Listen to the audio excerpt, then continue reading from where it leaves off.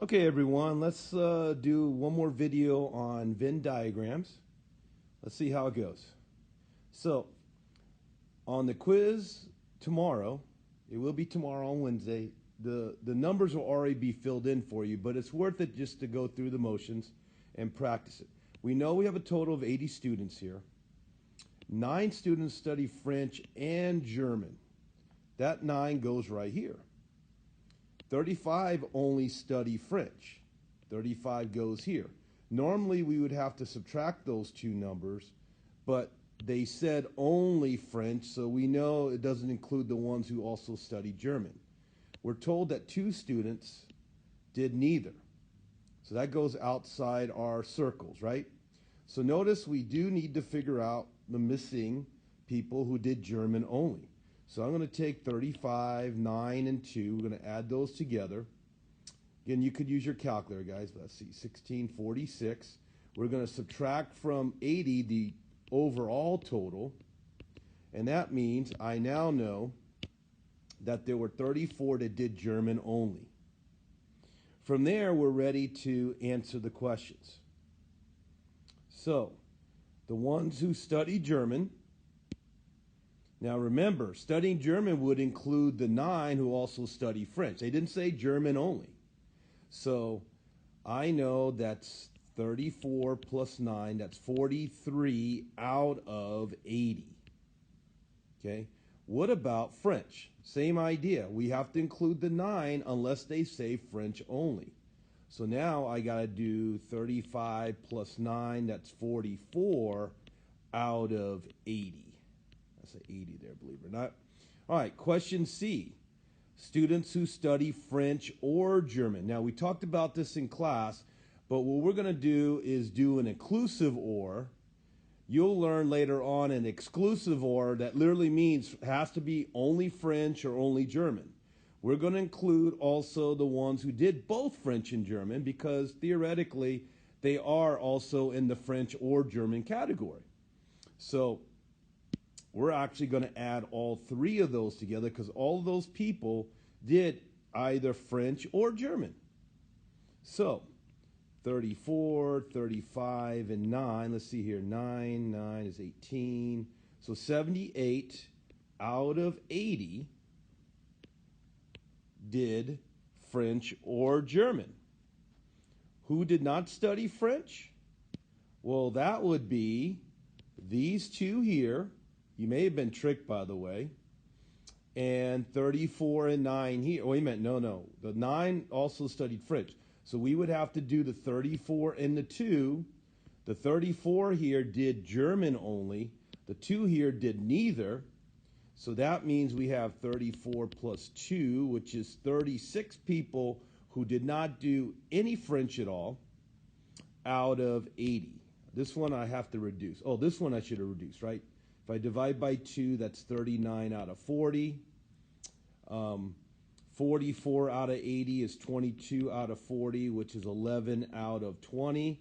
Don't forget to use the calculator to reduce it. That one I'm pretty sure we can't reduce. 36 out of 80. Again, use your calculator, guys. I'm just going to do it with mental math here.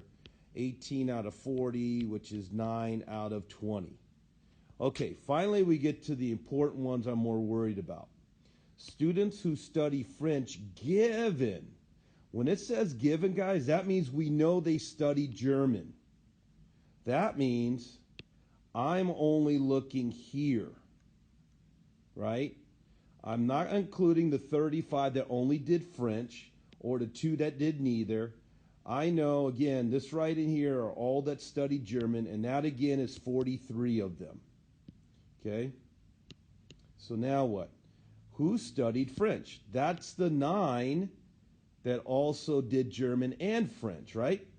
So that's why the answer for E is 9 out of 43. Again, that one can't be reduced, but normally you reduce that with a calculator.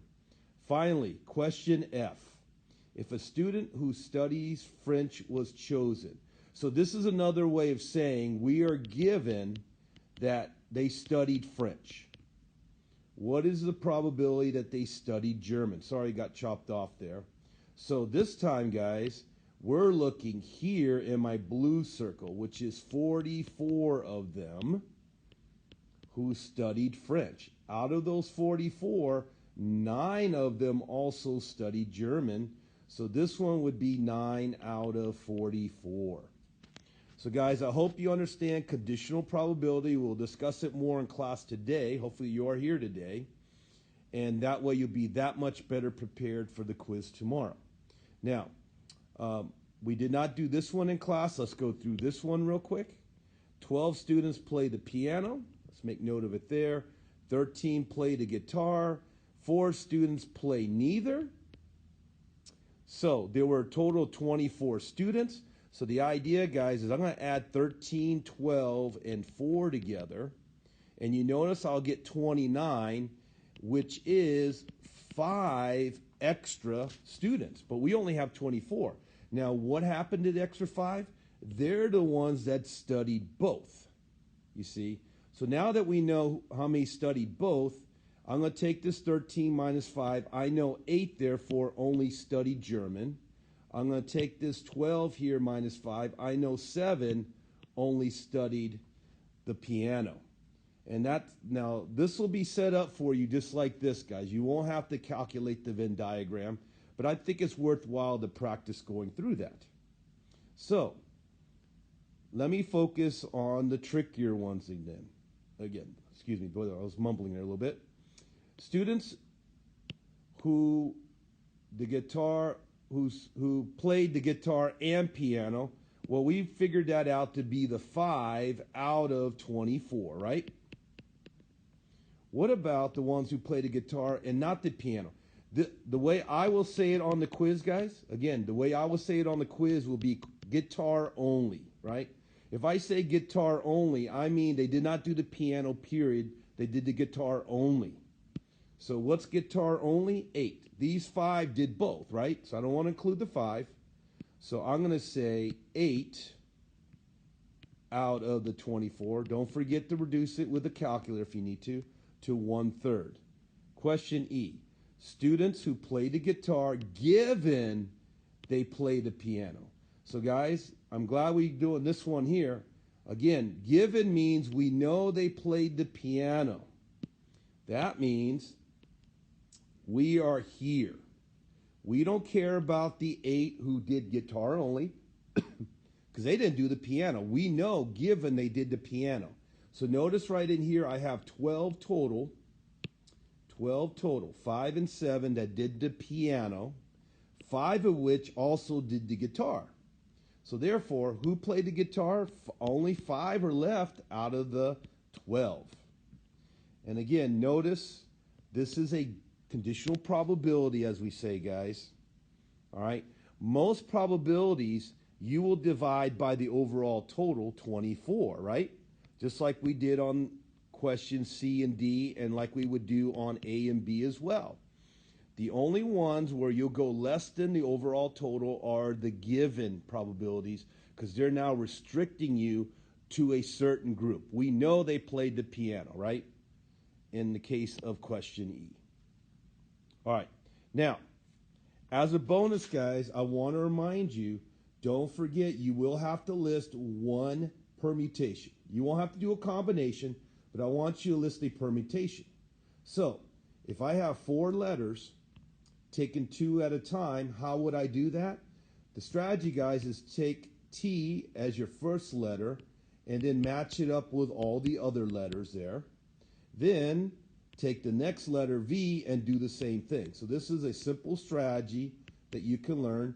So I've done T first, I've done V first, now I'm going to do W first and match it up with all the available letters as well. And finally, hopefully you realize now, I'm going to do X first and match it up with all the remaining 3 letters as well. And that's, notice here, guys, we have a total of 12 permutations. And if I was to do 4 permutation 2 on the calculator, it will say 12. So guys, I hope you get a lot out of this video. I hope you've made some flashcards, or you will make them tonight. It should help you tomorrow on this quiz. see you today, and then hopefully see you again tomorrow.